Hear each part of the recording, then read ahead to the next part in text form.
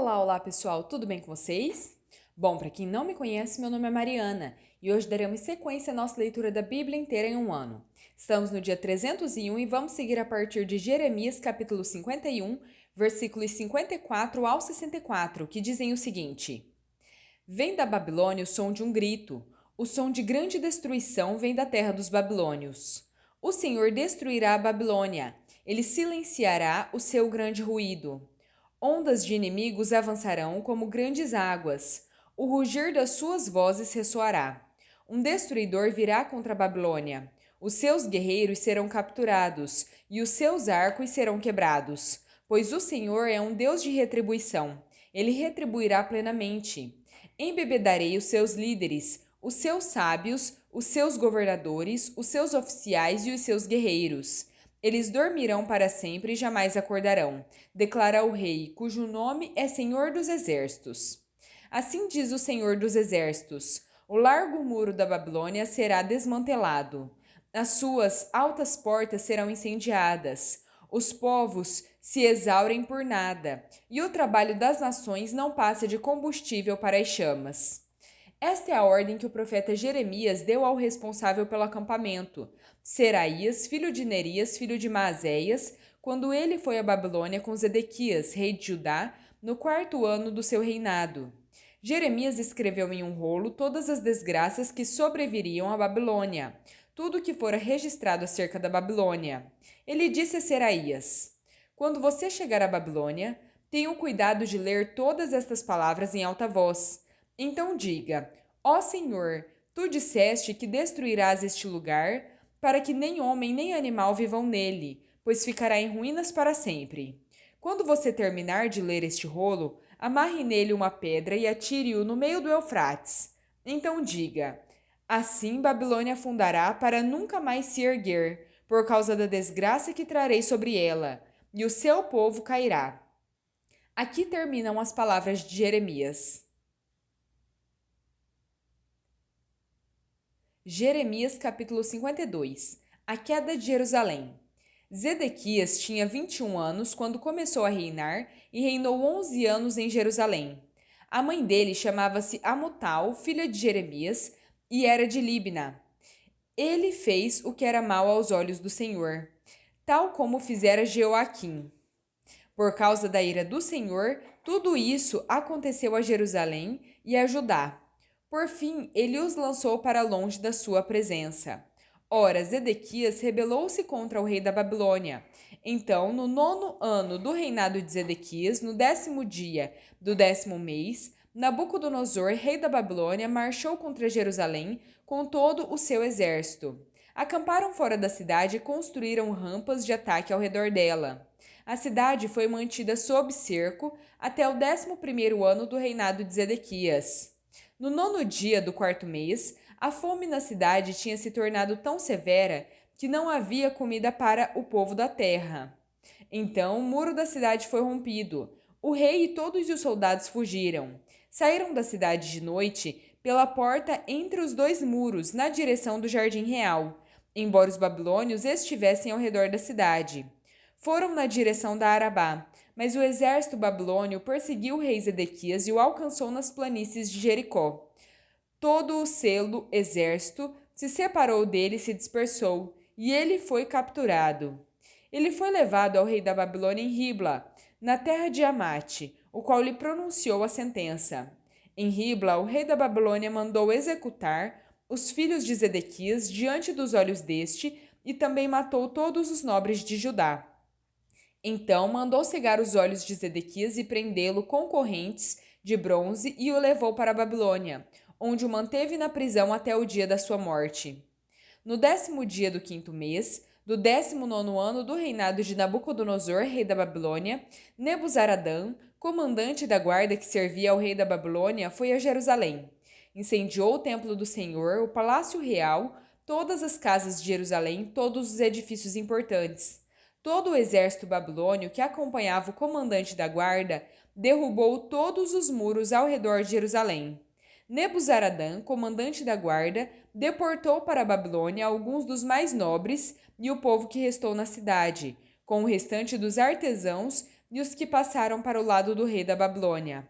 No entanto, Nebuzaradã, o comandante da guarda, deixou para trás alguns dos mais pobres da terra, a fim de que trabalhassem nas vinhas e nos campos. Os babilônios destruíram as colunas de bronze, os suportes e o tanque de bronze que estavam no templo do Senhor e levaram todo o bronze para a Babilônia. Também levaram as panelas, as pás, os cortadores de pavio, as bacias de aspersão, as vasilhas e todos os utensílios de bronze utilizados no serviço do templo. O comandante da guarda imperial levou as pias, os incensários, as bacias de aspersão, as panelas, os candelabros, as tigelas e as bacias usadas para as ofertas derramadas, todos eles feitos de ouro e de prata. O bronze tirado das duas colunas do mar, dos 12 touros de bronze debaixo dele e dos suportes que o rei Salomão fizera para o templo do Senhor, era tanto que não podia ser pesado. Cada uma das colunas tinha 18 côvados de altura por 12 côvados de circunferência. Cada uma tinha 4 dedos de espessura e era oca. O capitel de bronze, no alto de uma coluna, tinha 5 côvados de altura e era decorado com uma fileira de romãs de bronze ao redor, tudo de bronze. A outra coluna, com as suas romãs, era igual. Havia 96 romãs nos lados. Na peça entrelaçada ao redor, havia 100 romãs no total. O comandante da guarda levou como prisioneiros Seraías, o sumo sacerdote, Sofonias, o segundo sacerdote, e os 3 guardas da porta. Dos que ainda estavam na cidade, ele levou o oficial responsável pelos homens de combate e 7 conselheiros reais. Também levou o secretário, principal líder responsável pelo alistamento militar no país, e 60 homens do povo da terra que foram encontrados na cidade. O comandante Nebuzaradã os prendeu e os levou ao rei da Babilônia, em Ribla. Lá, em Ribla, na terra de Amate, o rei mandou executá-los. Assim, Judá foi para o exílio, para fora da sua terra. Este é o número dos que Nabucodonosor levou para o exílio. No 7º ano, 3.023 judeus. No 18º ano de Nabucodonosor, 832 de Jerusalém. No seu 23º ano, 745 judeus levados ao exílio por Nebuzaradã, comandante da guarda imperial. Foram ao todo 4.600 judeus. Joaquim é liberto. No 37º ano do exílio de Joaquim, rei de Judá, no ano em que Evil-Merodach se tornou rei da Babilônia, ele tirou Joaquim, rei de Judá, da prisão no 25º dia do 12º mês. Tratou-o com bondade e deu-lhe o lugar mais honrado entre os outros reis que estavam com ele na Babilônia. Assim, Joaquim deixou as suas vestes de prisão e pelo resto da vida comeu à mesa do rei. Diariamente, enquanto viveu, Joaquim recebeu uma pensão regular do rei da Babilônia. Tito, capítulo 3. A conduta do cristão.